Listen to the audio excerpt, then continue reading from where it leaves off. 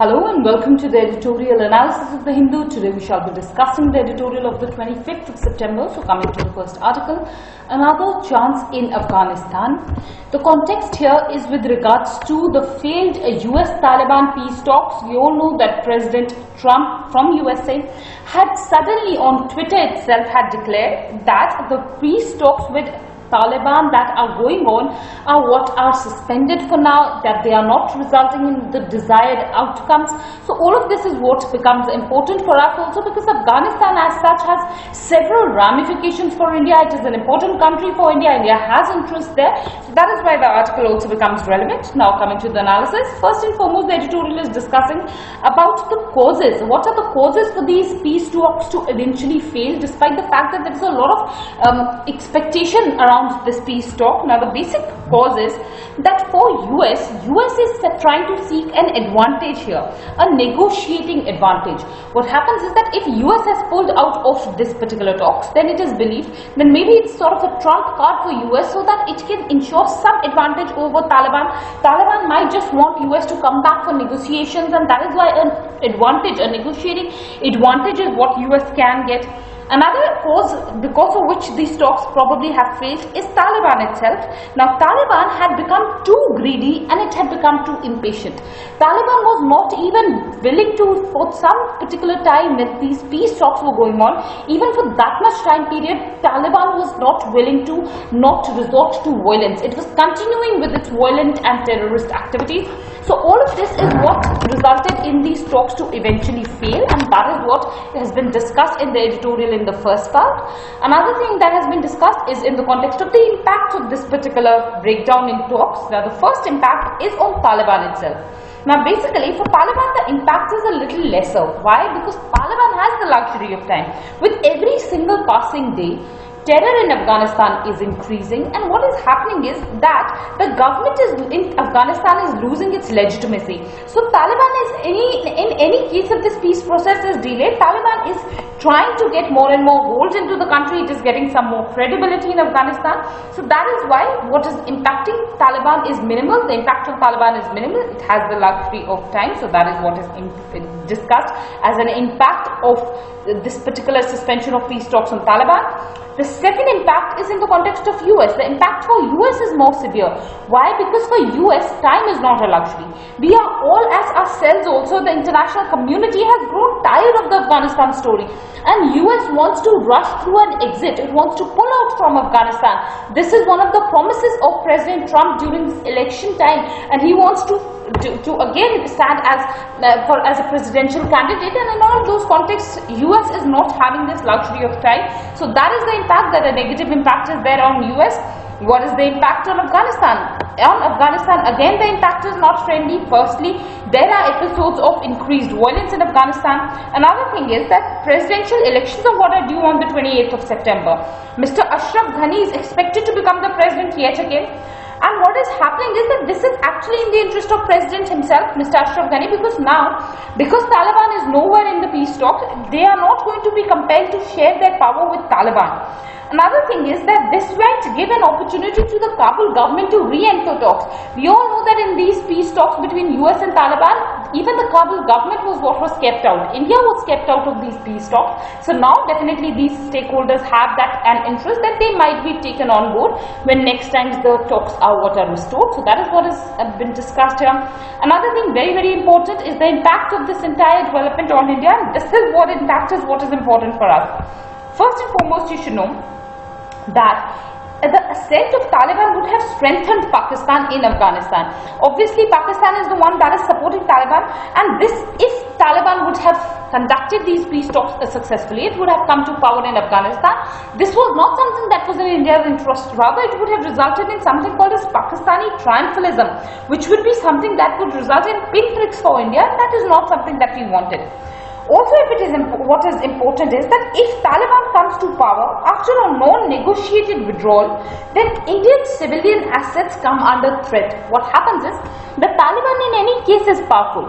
So it is also in India's interest that if Taliban has to come to power in Afghanistan, it should be after negotiations with US so that the deal is cracked. But if this deal is not cracked and still Taliban comes to power without a particular deal, then this is something that will go negative in India's interest. Why? Because then in that case India has a lot of investment in Afghanistan.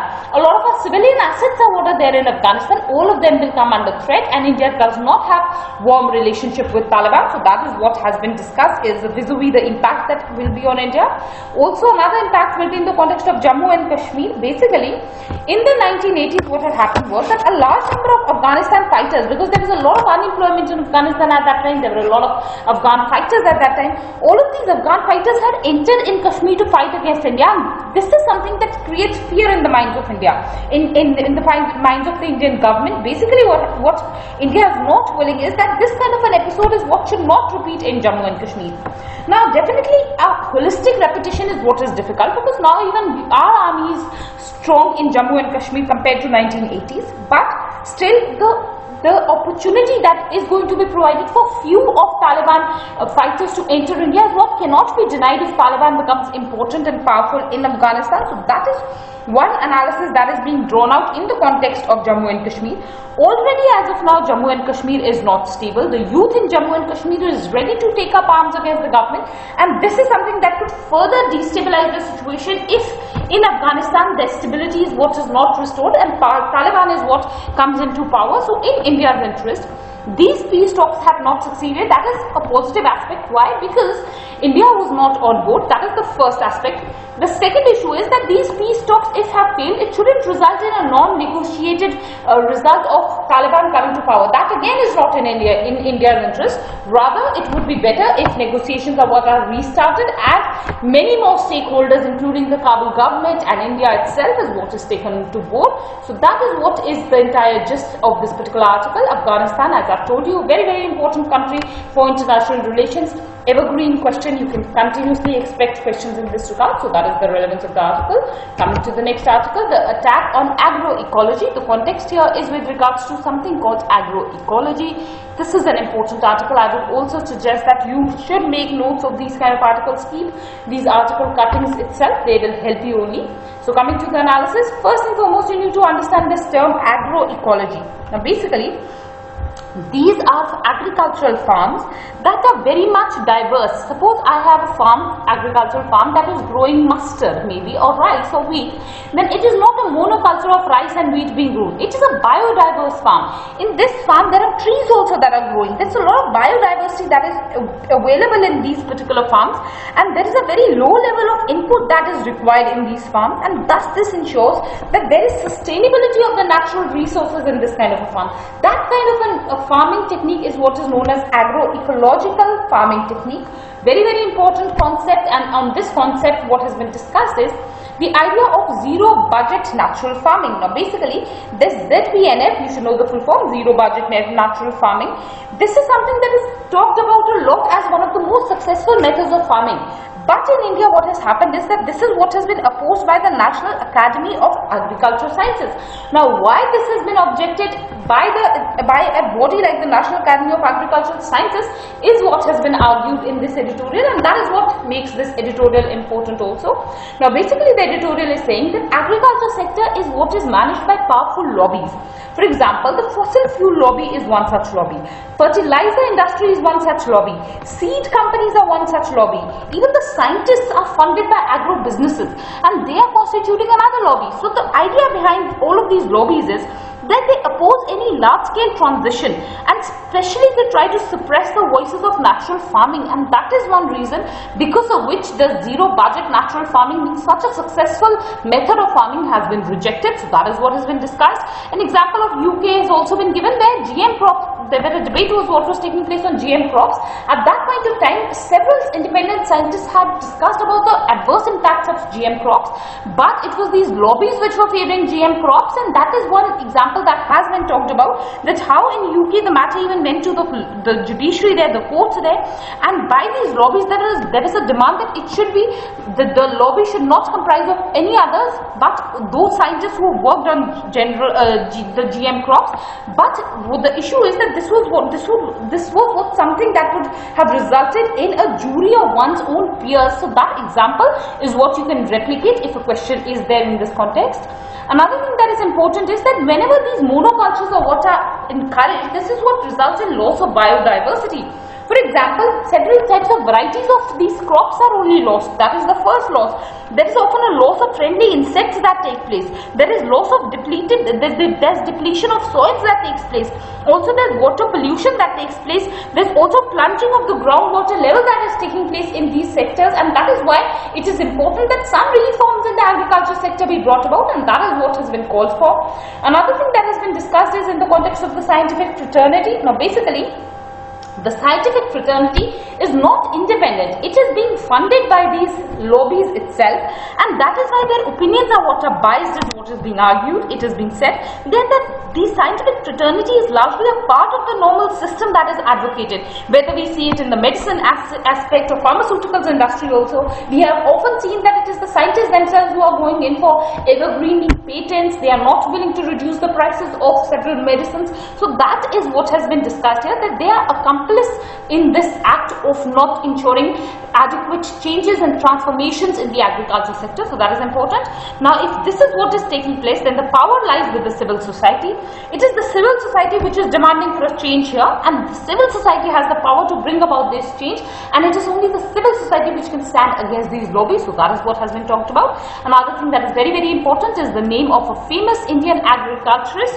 It is Mr. Subhash Palekar. If you have to talk about agroecology, must mention his name. He has a lot of support from farmers. His methods of farming are what are being adopted by the farmers. They are encouraging the farmers, but the issue is that he is being stopped by these lobbies, and he is an advocate of agroecology, and he is being prevented to assure these changes taking place. So his name is something that if you will mention in your answers, it will not only give a good impression, it will ensure you more marks.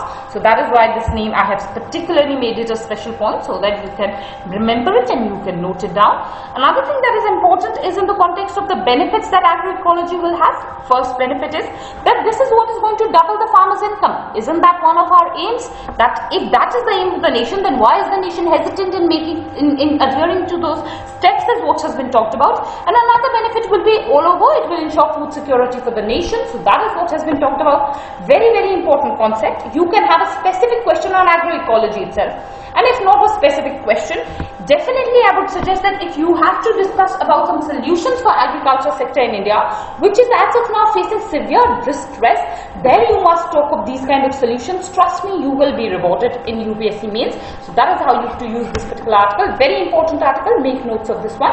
So that's about this particular article. Coming to the next article, climate for action. The context is climate change, particularly the United Nations Climate Summit that is taking place in New York. It is the Prime Minister of India who is representing India there, and what he has said, all of that is what has been discussed. Yesterday also I discussed an article on this topic. So combining both these discussions, you will have a holistic understanding of the entire issue of climate change vis-a-vis the United Nations Summit. So that is what is important. Coming to the analysis, first and foremost, you should know the stand that India has taken. India's stand is that it is important that the country should walk the talk, and that is what is required also for India. I had yesterday only discussed that India is a very, very vulnerable country towards climate change, and if any climate change is what is going to take place, it is going to impact India faster than maybe any other country, and that is why it is important that India stands for preventing climate change, and India has done just that. India has said that countries should work on the nationally determined contributions under the United Nations Framework Convention on Climate Change, from which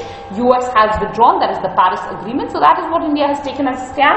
Another thing that has been talked about is about the renewable energy commitments of India. Again, we should remember these are some figures which you cannot miss out. Renewable energy targets of India are very, very important. Any UPSC aspirant has to remember them by heart, and so must you. So that is what is mentioned in the article.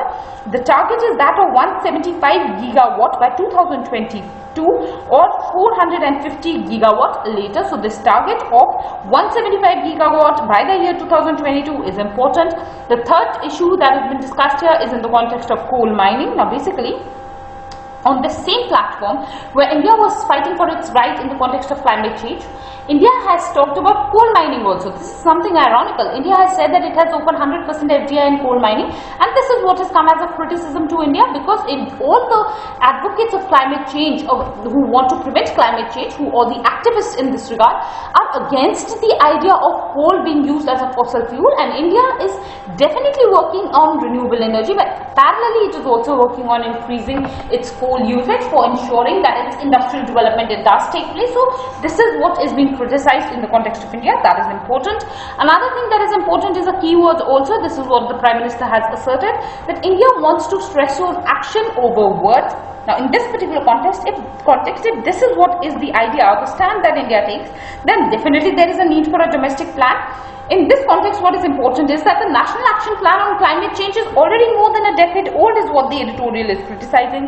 Also in the context of the National Action Plan on Climate Change, this is important because this aspect of the article is criticizing the NAPCC. So if you have an opportunity of criticizing the National Action Plan on Climate Change, this is where you can get your material from. Now basically, this is not only a decade long, it also has no legal foundation. So any step it wants to take, it has no legal backing to it, so it becomes difficult to implement it. Also, this is what is not in line with the Paris Agreement. India has made several commitments under the Paris Agreement, which are the NDCs, but here the National Action Plan on Climate Change is not in line with the Paris Agreement. Also, the challenge is that of funding this particular plan. Basically, there is requirement of funding for green buildings, green transport, for climate-linked disasters that are taking place, for example, cyclones, droughts, floods. All of this is what is requiring funding, and this funding is what is not adequate, and this is not even decided as to from where it will come. So definitely a revamping of the NAPCC is what is required. It is the need of the hour, and that is what has been discussed in the editorial. Combining with yesterday's editorial, this article on climate change is important. This will ensure that you can deal with most of the questions in the environment section of the paper. So that is how you have to use this particular article. So that's about this particular article, and that's about our discussion today. These were the only important articles for today. I thank you all for watching the video.